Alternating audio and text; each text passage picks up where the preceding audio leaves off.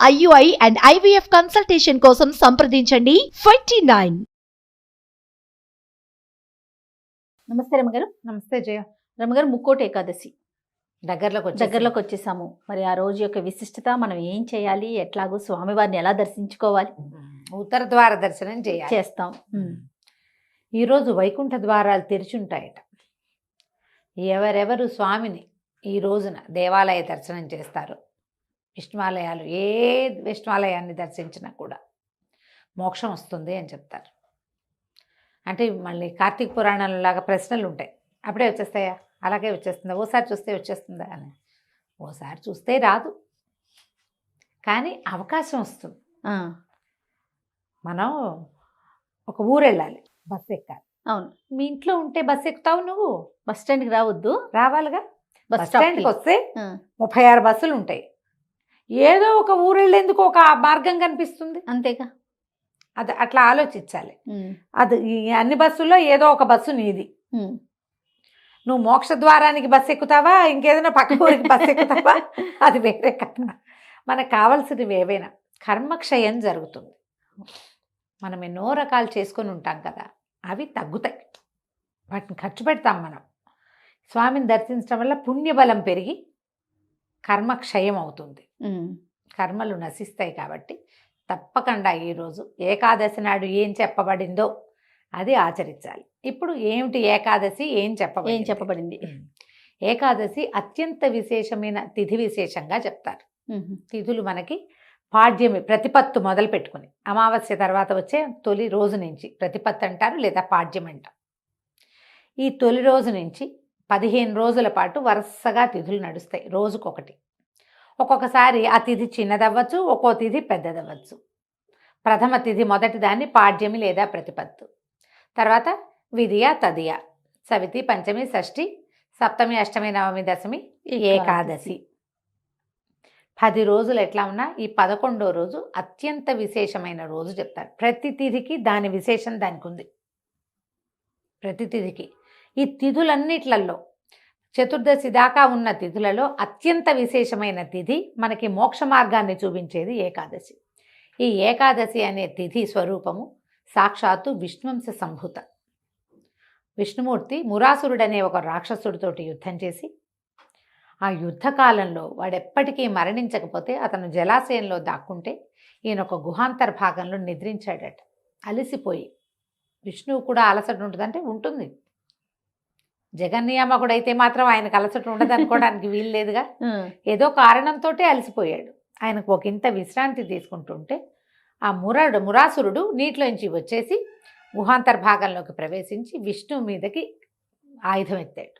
అయితే ఈ నిద్రలో ఉన్నటువంటి విష్ణుమూర్తి శరీరంలోంచి ఆయన యొక్క అంశాస్వరూపం, ఒక కళ ఆయనలోంచి, విష్ణు కళ ఒకటి బయటకు వచ్చి మురాసురుణ్ణి సంహరించి, ఆ వచ్చిన కళ స్త్రీ స్వరూపంలో ఉంది, ఒక కన్యకా స్వరూపంలో.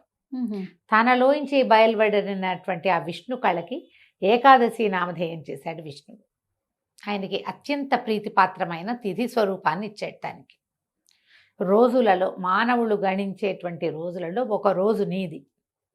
నీ రోజున నన్ను స్మరించిన వాడికి మోక్షం లభిస్తుంది, నీ రోజున నా కోసం ఉపవాసం చేసేవాడికి మోక్షం లభిస్తుంది, విష్ణు సాయుధ్యం లభిస్తుంది అని ప్రపంచం మొత్తానికి అవకాశం ఇచ్చాడు.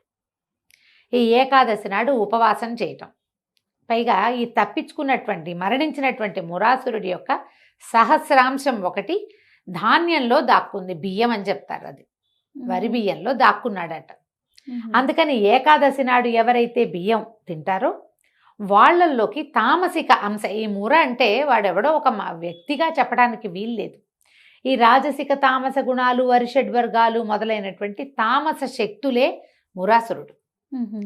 ఆ తమస్సు బియ్యంలో ఉంటుంది ఈ రోజున. ఇప్పుడు మనం ఎట్లా లెక్క పెట్టాము, చంద్రుడి తాలూకు 10 రోజులు, 11వ రోజు ఇది.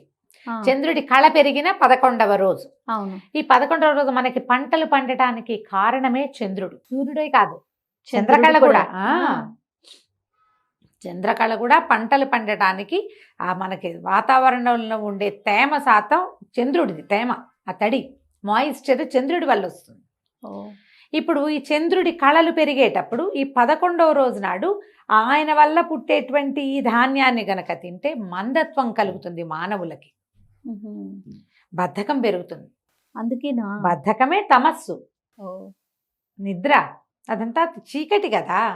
అందుకని ఈ ఉపవాసం. ఒకరోజు మానేయి అని చెప్తారు. ఒక్కనాడు మనం అన్నం మానేస్తాం, ధాన్య సంబంధమైనవి ఏవి తినము, ఏం తినం, పప్పులు తినకూడదు, ధాన్యం వరి అన్నం తినకూడదు, చిరుధాన్యాలు తృణధాన్యాలు నో, ఏమీ లేవు. మర్నాడు తినేసరికల్లా నువ్వు మామూలు అవుతావు. ఈ ఒక రోజు తప్పించటానికి ఈ రోజును పెట్టారు. 10వ నాటికి దాంట్లో వచ్చేటువంటి ఆ ప్రత్యేకమైన తమస్సుని జయించటానికి ఈ మన ఏకాదశి నాడు ఏమి తినకటామండి, ద్వాదశి నాడు అన్నదానం చేస్తాం, మనము తింటాము, ఇతరులకి భోజనం పెడతాం. ఇది మంచిది. ఇదంతా ఒక లెక్క ప్రకారం ఈక్వేషన్ ఏదో డిఫరెంట్ గా లేదు. మనము ఆరోగ్యపరంగా చాలా మంచిది ఫాస్టింగ్ ఉండాలనుకుంటాం, దీని వెనకాల ఆధ్యాత్మికత ఉంది, సైన్స్ ఉంది, సైన్స్ కూడా ఉంది. అందుకని ఉపవాసం ఉండి దీనికి మళ్ళీ ఏకాదశి తాలూకు ముందు భాగమైనటువంటి దశమి నాటి రాత్రి కూడా అన్నభోజనం చేయకూడదు, ఫలహారమే చేయాలి. అదొకటి. ఏకాదశి నాడు 2 పూటలు 3 పూటలు, ద్వాదశి నాడు ఉదయం అన్నం భోజనం చేయటం, అందరికీ పెట్టడం. మళ్ళీ ద్వాదశి నాటి రాత్రి కూడా అన్నం తినకూడదు. మనని ఎన్ని పూటలు మాన్పించారు అన్నము? దశమి, ఏకాదశి 2, ద్వాదశి రాత్రి 4 పూటలు, ప్రతి 15 రోజులకు ఒకసారి 4 పూటలు నో అన్నము. ఇదే కాదు, పౌర్ణమి నాడు అన్నభోజనం లేదు, అమావాస్య నాడు అన్నభోజనం చేయకూడదు. పౌర్ణమి అమావాస్యల్ని మనం మర్చిపోయాము, ఏకాదశిని మాత్రం కొంచెం పట్టుకున్నాం, వదల్లా. ఇంకా పౌర్ణమి తిథులు, పౌర్ణమిలో దీంట్లో సంక్రమణంలో సూర్య సంక్రమణ ఉంటుంది, అప్పుడు కూడా అన్నం తినకూడదు జయ. అది ఆ నియమం ఉంది. ఉపవాసం సంక్రమణాల్లో కూడా అన్నభోజనం చేయకూడదు. సంక్రమణాలు మెల్లిగా కలియుగ ప్రారంభంలో తగ్గిపోతే, అమావాస్యలు పౌర్ణములు మెల్లిగా కాలం ఎక్కేసరికి పోయినాయి. ఇంకా ఏకాదశులు మిగిలిన్న కాలంలోనే, పుణ్యకాలంలోనే ఉన్నాం మనం.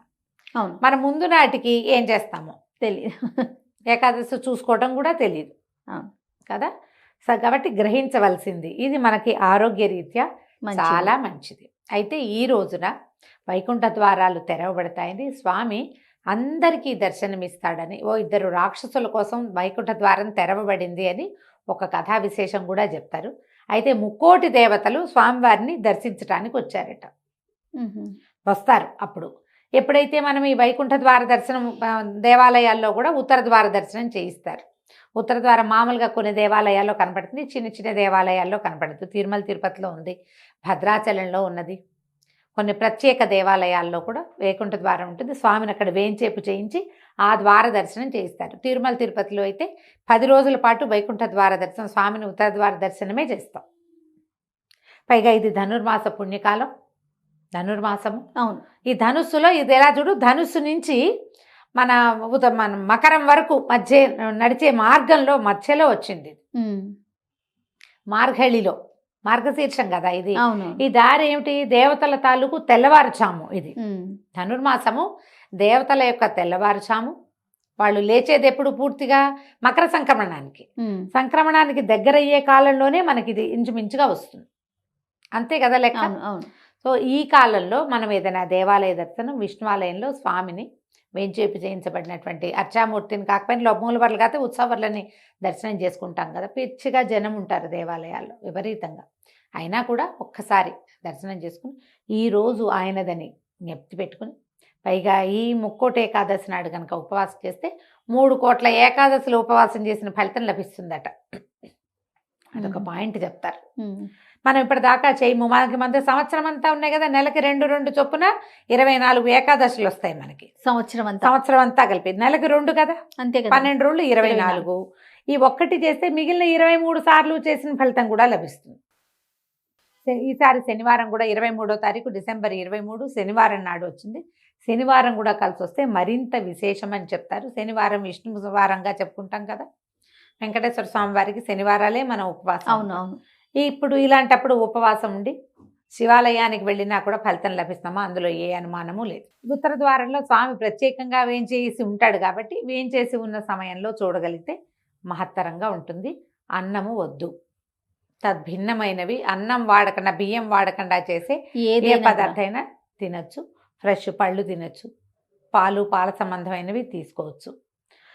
జబ్బుగా ఉన్నవాళ్ళు, అనారోగ్యస్తులు, పెద్దవాళ్ళు, గర్భవతులు వీళ్ళు ఉండకపోవటమే మంచిది. భగవద్ ధ్యానం చేసుకోండి. ఉపవాసం అంటే భగవంతుని సమీప వసనము, అక్కడ నివసించటము. ఆహారం మానేసే కాదు, ఆహారం అవసరమైందని తీసుకున్నా ఈ రోజున దుర్భాషలాడటము, కొట్లాడటము, పోట్లాడటము, అనవసరమైన పనులు చేయటము, ఏవైనా చేయకూడనివి. ఇందులో మన ఏం చెప్తారంటే దాంపత్యంలో పాల్గొనకూడదు, బ్రహ్మచర్యంలో ఉండాలి, అవన్నీ నియమాలు ఉన్నాయి. మనం నియమం పూర్తిగా ఏకాదశి ఉపవాసం ఉంటే ఈ నియమం పాటించడం, లేదా కనీసం ఒక దేవాలయ దర్శనం చేసుకోవటం, విష్ణునామ సంకీర్తన చేసుకోవటం, విష్ణు సహస్రనామాన్ని చదువుకోవటం. ఈరోజు గీతా జయంతి కూడా అని చెప్తారు. ఈ రోజునే ఇదే రోజున హాలాహలము అమృతము రెండు పుట్టినాయి సముద్రంలోంచి అని చెప్తారు.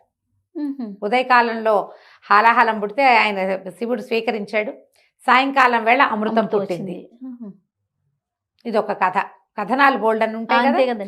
అక్కడి నుంచి ఈ రోజునే గీతా బోధ చేశాడు. భగవద్గీత బోధింపబడిన రోజు, యుద్ధం మొదలుపెట్టారు అని చెప్తారు. కాబట్టి గీతా జయంతి కూడా మనం జరుపుకోవచ్చు. భగవద్గీత చదువుకోవచ్చు, భాగవతం చదువుకోవచ్చు, రామాయణం చదువుకోవచ్చు.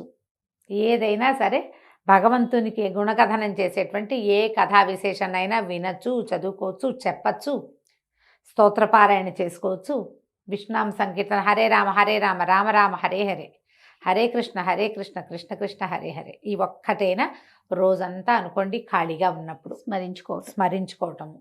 అవకాశం ఉన్నవాళ్ళు ఉపవాసం ఉండొచ్చు, భగవద్ దర్శనం చేసుకోవచ్చు. తప్పకుండా రమ్మగారు. నమస్తే. నమస్తే జయ.